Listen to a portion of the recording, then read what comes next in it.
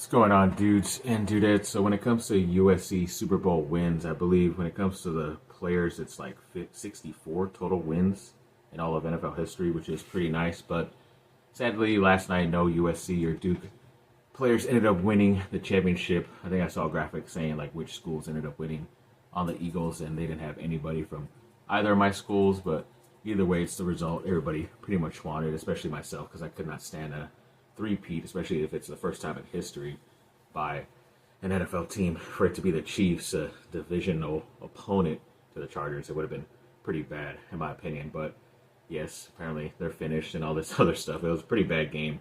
A lot of stuff that probably did happen and did not happen, whether it's calls or maybe people hurt and stuff. But either way, I did okay when it comes to like betting stuff. There was like a couple of like football pools, as they call them, during the game, and I think I won one quarter, like $70, because I won one big time like 50, and another different poll I won like $20. But then I had bet somebody else before the game that I took the Chiefs, because either way I was like, I'm gonna win something tonight, yesterday. But in my head I was like, if I vote for the Eagles and bet with them, whenever I do that, I usually end up losing, or that team ends up losing. So I was like, let's just put the mojo in the other direction. So I bet for the Chiefs to win, and I did not mind losing that $50. So either way, I think it ended up pretty well in my opinion. But yeah, I believe the last professional sports team to three-peat, or of course my LA Lakers that did that in the early 2000s, like I believe 2000, 2001, and 2002 with Kobe and Shaq, which is pretty awesome, of course. So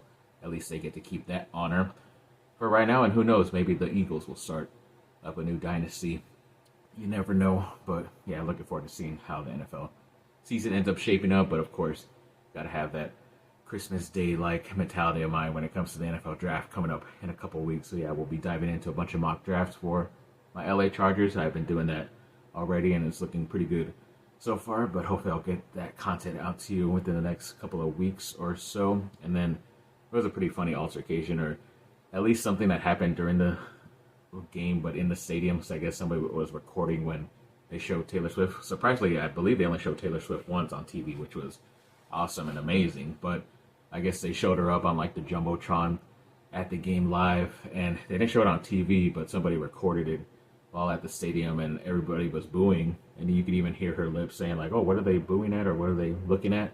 And then she ends up looking at the screen herself, and she could see that they're booing her, of course, which is pretty hilarious in my opinion. So yeah, if I mention her at all and this is the only thing that I do so far on my channel, then I guess it was worth it. So yeah, that was a very nice find for me when I was on social media late yesterday. But when it came to the USC women's basketball team, yes, they defeated the number 8 Ohio State team at home 84-63. Everybody stepped up. I believe Kiki and Kennedy are still scoring a lot for the women. Juju is still kind of there, averaging close to 20-ish points. It's kind of weird, like right now, I don't know if they're just like double teaming her or putting so much defense towards her and all that stuff, but her scoring wise has not been crazy, but hopefully she will get back on track when it comes to tournament play coming up here soon. And Isaiah Collier, it seems like I gotta mention him every time, the rookie for the Utah Jazz from USC. It looks like he's the first rookie in Utah Jazz history to have back-to-back point and assist double. So yeah, that was a pretty crazy stat. You kind of thought maybe Karl Malone or John Stockton, when they were rookies, might have done that, but that was like a different time where if you're that young, a rook, then you're probably not going to get much playing time in your first year, even if you're as good as those guys, I guess, back then. But yeah, I was kind of surprised that had not happened. Even Darren Williams was a very talented guy pretty recently for them in the past couple decades or so. And then when it came to House of Victory, they signed the incoming freshman offensive lineman Alex Payne, so congrats. And another freshman defensive lineman they signed in Yakeem Thanos Stewart. They signed the returning safety Kamari Ramsey, and they also signed a beach volleyball player in Ella Larkin. So yeah, congrats to all those athletes on having the opportunity to make some money off their name, and hopefully they're very beneficial because of that.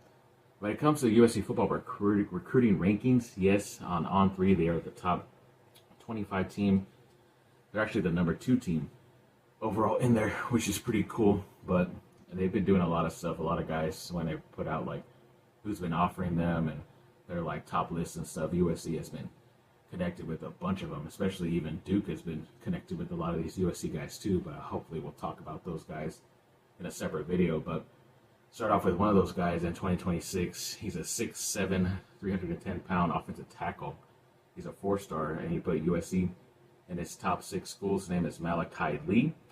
Another 2026 4-star cornerback, Justin Hopkins, set a commitment date for February 17th. He has a Final Four with USC included. A 4-star running back, Amari Latimer, is eyeing 5 visits in his near future, and it looks like USC is going to be one of them, which is nice. There's also a player in Carson Baker, who is a 4-star running back, and it looks like USC is in there when it comes to his offers, so he's been talking about them quite a bit. I know a top 11 came out for this 2-sport athlete. I believe he's like a 4-star player, and his name is Nasir Rankin, and has USC in there. A top 15 came out for a 4-star linebacker in Nick Abrams II. As I mentioned, he's a 4-star, has USC in there, so congrats. And it looks like this is the #1 recruit in the state of Illinois. His name is Max Sutter. He's a 4-star tight end, number 3 tight end nationally. And he has a bunch of offers, but he was recently talking about USC too, so that was good.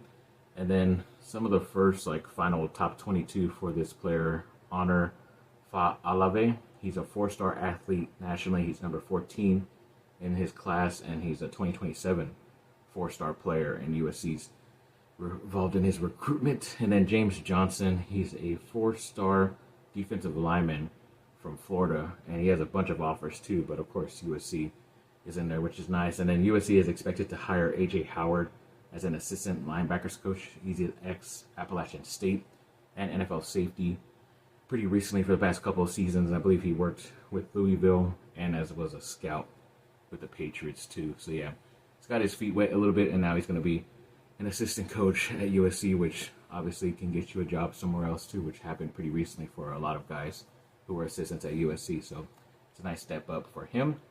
And it looks like the LA Dodgers are re-signing Kike Hernandez, one of their utility players who kind of play all over the field. But yeah, I know my sister is a big fan of him. Family, friends are also big fans of Kike, so glad he's back to make them a little bit more happy. So yeah, that's pretty cool for the Dodgers. And then when it came to the Anaheim Ducks, yes, they beat their rivals, the Kings in LA, 2-1, which was nice to see. So yeah, I think it was like a shootout.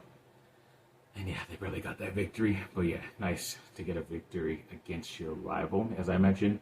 And then yeah, sadly, Hubie Brown, who is one of the top coaches in NBA history and one of the great ESPN commentators the past 20 years. He's a 2-time Coach of the Year. It looks like he is calling his final game on Sunday and retiring. And yeah, it was amazing to see that he was already aged 91 and still calling games for ESPN. But he worked for Turner, for TNT, and CBS and ABC, pretty much everywhere right after his coaching career. And yeah, he was great in college too.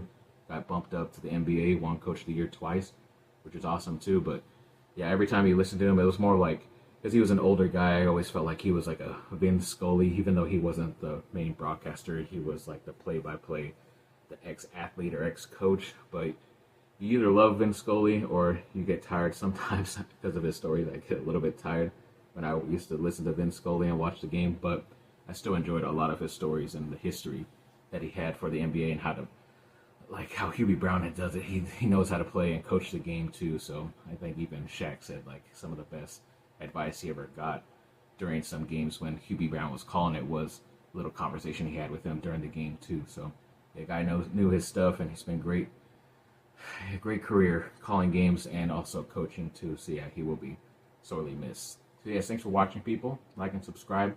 Comment down below. Let me know what y'all think. Have a great rest of your day. Bye. Bye.